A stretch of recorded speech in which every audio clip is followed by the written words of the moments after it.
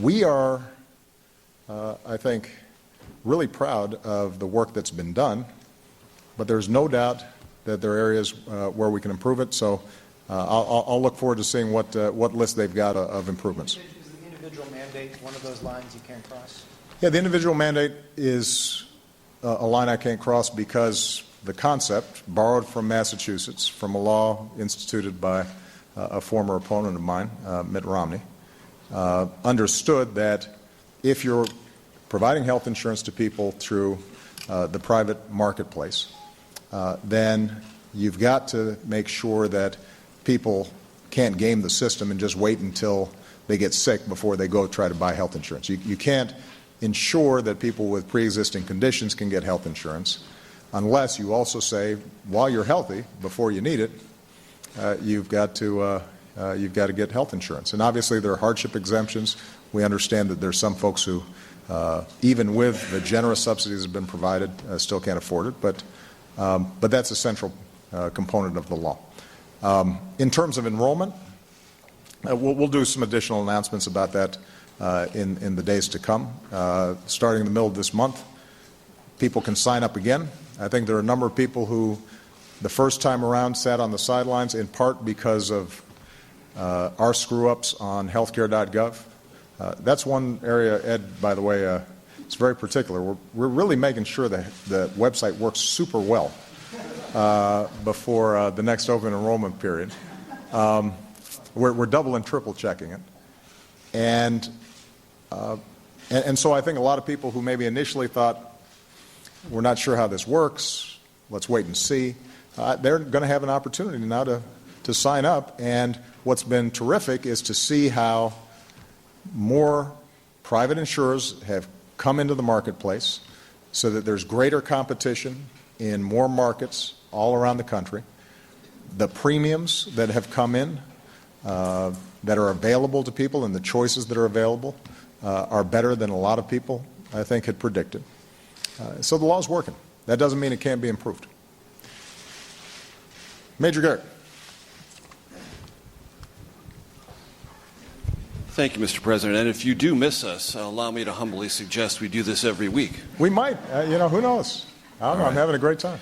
Let me go back to immigration. Moments before you walked out here, sir, Mich McConnell said, and I quote, that if you, in fact, use your executive authority to legalize a certain number of millions of undocumented workers, it would poison the well, direct quote, and it would be like waving a red flag in front of a bull. Do you not believe that is the considered opinion of the new Republican majority in the House and Senate? And do you also not believe what they have said in the aftermath of last night's results, that the verdict rendered by voters should stop you or should prevent you from taking this action because it was a subtext in many of the campaigns? Let me ask you a couple of specifics. Republicans haven't made a mystery about some of the things they intend to say. Do I have to write all these down? You're very well familiar with these. These will not be mysteries to you. Keystone XL pipeline, they will send you legislation on that. They will ask you to repeal the medical device tax as a part of a funding mechanism of the Affordable Care Act. And they have said they would like to repatriate some maybe $2 trillion of offshore revenue at the corporate level by reforming the corporate tax code without. Some Republicans who are angered or frustrated by any executive action that I may take. Those are folks, I just have to say, who are also deeply opposed to immigration reform in any form, and blocked the House from being able to pass a bipartisan bill. I have said before that I actually believe that John Boehner is sincere about wanting to get immigration reform passed, which is why for a year I held off taking any action beyond what we'd already done for the so-called Dream Kids, and did everything I could to give him space and room to get something done. And what I also said at the time was, if in fact if this Congress could not get something done, then I would take further executive actions in order to make the system work better, understanding that any bill that they pass will supplant the executive actions that I take. So I just want to reemphasize this, Major. If, in fact, there is a great eagerness on the part of Republicans to tackle a broken immigration system, then they have every opportunity to do it. My executive actions not only do not prevent them from passing a law that supersedes those actions, but should be a spur for them to actually try to get something done. And I am prepared to engage them with every step of the way with their ideas. I think we should have further broad-based debate among the American people. As I've said before, I do think that the episode with the unaccompanied children changed a lot of attitudes. I think what may also change a lot of attitudes is when the public now realizes that that was a very temporary and isolated event, and that in fact we have fewer illegal immigrants coming in today than we did 5 years ago, 10 years ago, or 20 years ago, but that what we also have is a system that is not serving our economy well. So Republicans who say the election was a referendum, at least in part, on your intentions to use executive authority for immigration. As I said before, I don't want to try to read the tea leaves on election results. What I am going to try to do as president is to make sure that I'm advancing what I think is best for the country.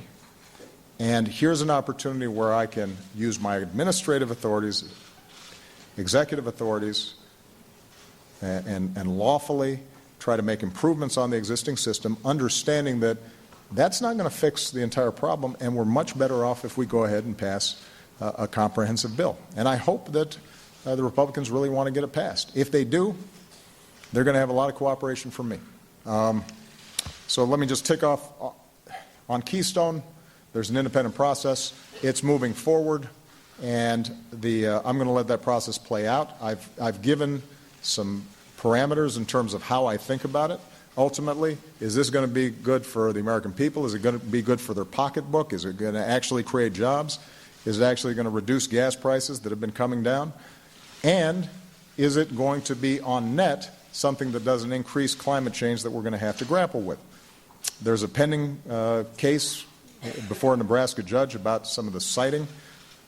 The process is moving forward, and I'm just going to gather up the facts. I will note, while this debate about Canadian oil has been raging, keep in mind this is Canadian oil, this isn't U.S. oil. While that debate has been raging, we've seen some of the biggest increases in American oil production and American natural gas production in our history. We are closer to energy independence than we've ever been before, or at least as we've been in decades. We are importing less foreign oil than we produce for the first time in a very long time. We've got a 100-year supply of natural gas that, if we responsibly tap, puts us in the strongest position when it comes to energy of any industrialized country around the world. When I travel to Asia or I travel to Europe, their biggest envy is the incredible homegrown U.S. energy production that is producing jobs and attracting manufacturing, because locating here means you've got lower energy costs. So our energy sector is booming. And I'm happy to engage Republicans with additional ideas for how we can enhance that. I should note that our clean energy production is booming as well. And so Keystone I just consider as one small aspect of a broader trend that's really positive for the American people. And let's see. Okay, medical device tax. I've already answered the question. We are going to take a look at whatever ideas. Let me take a look comprehensively at the ideas that they present. Let's give them time to tell me. I'd rather hear it from them than from you. Major, conceivably I could just cancel my meeting on Friday because I've heard everything from you. I think I'd rather let Mich McConnell. I'd rather hear from Mich McConnell and John Boehner what ideas they'd like to pursue, and we'll have a conversation with them on that.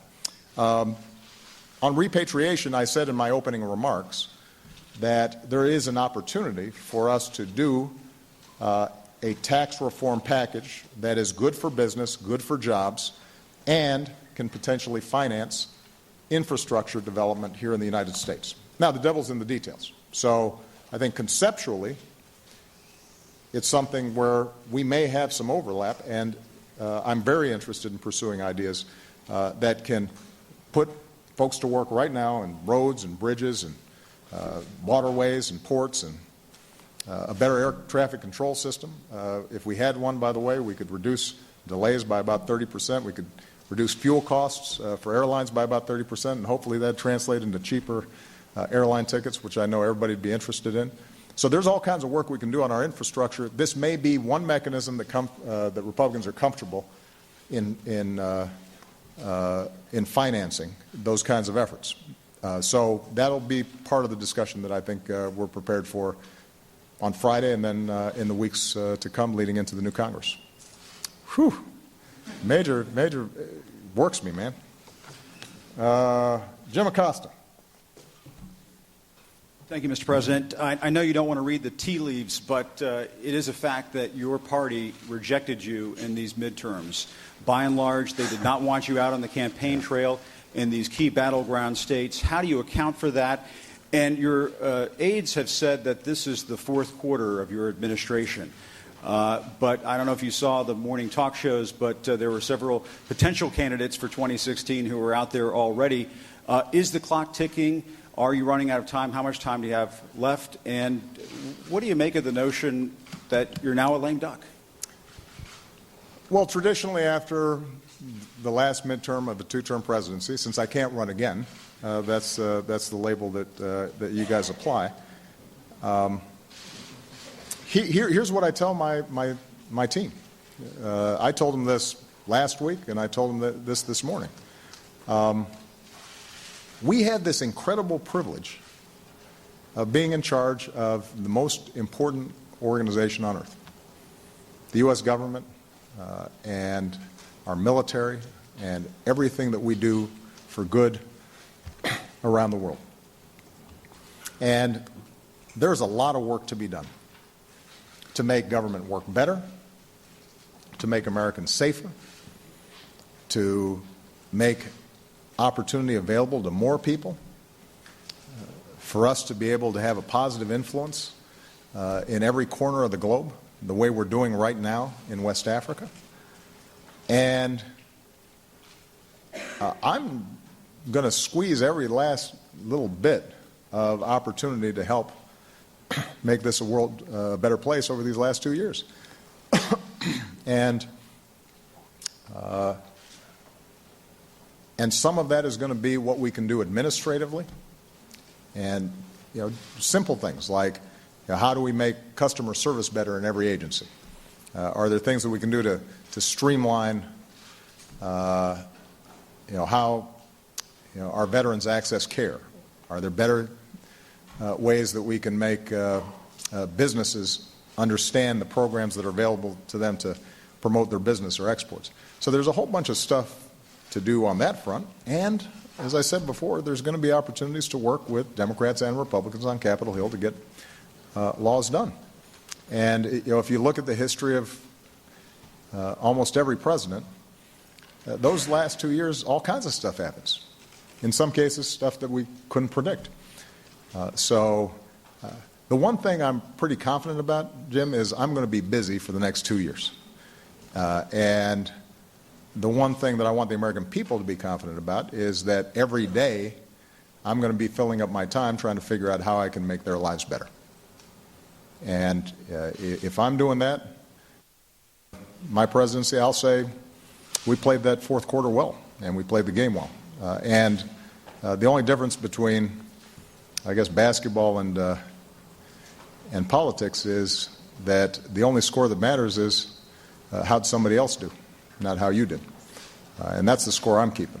Am I going to be able to look back and say, are more people working? Are their bank accounts better? Are more kids going to college? Is housing improved? Is the financial system more stable? Are younger kids getting a better education.